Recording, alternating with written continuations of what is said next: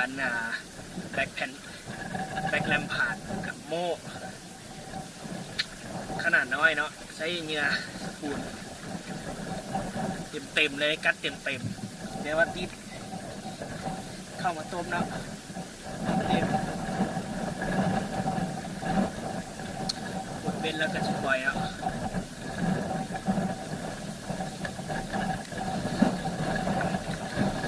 โอเคเรียบร้อยลุ้นแล้วเนาะโอเคแบบนี้โอเคบ่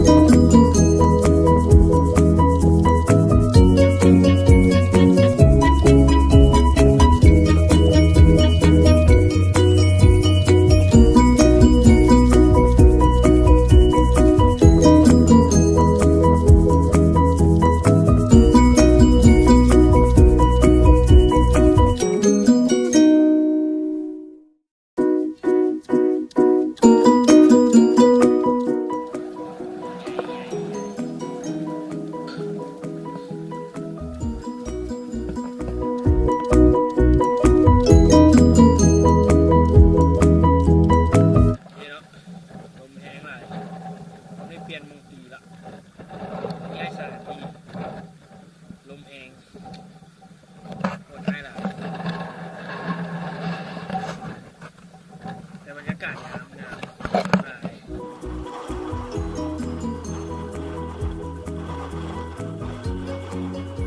โอเคเนาะมียามผ่านมาที่นี่ย่างตีเบ็ดมาเจอปลานิลขนาดใหญ่เอกของมือเลยไม่แน่ใจว่าถือตัวอีกกี่เนาะแต่ว่าคิดว่าน่าจะถือตัวไม่แน่ใจแต่ว่าขนาดปลานิลยูน้ำเทิน2ใหญ่หลายตัวนี้อาจจะประมาณ3 กิโล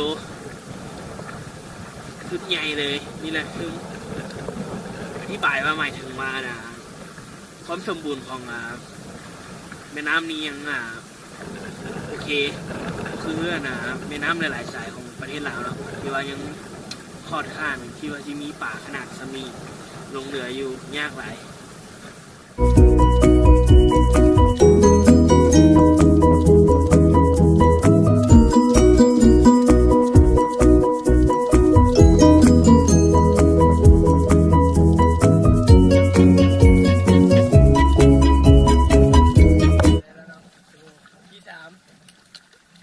กินสปูน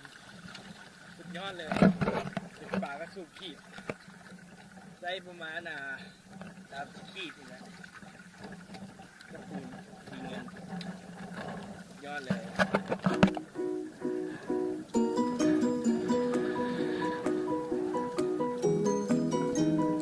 โอเคเรามานี่สรุปผล3 ตัวปลาสูตรทั้ง3 ตัวเลยเป็นปลาสูตรขีดไซส์ประมาณซ้ำแขนคือว่าโอเคประสบผลสำเร็จหลายกับน้ำเทิน2มื้อนี้อากาศไม่ค่อยเป็นใจปานใดคือลมแห้ง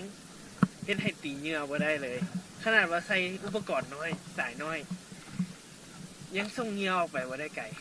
แต่ถ้าลมคอยกว่านี้อาจจะประสบผลสำเร็จหลายกว่านี้คิดว่าวันนี้ก็ถือว่าโอเคแล้ว3 ตัวแล้วก็แถมทุกตัวปล่อยไปเลยไม่ได้เอากลับบ้านเลยสุดยอดละโอเคจบเพียงเท่านี้แหละ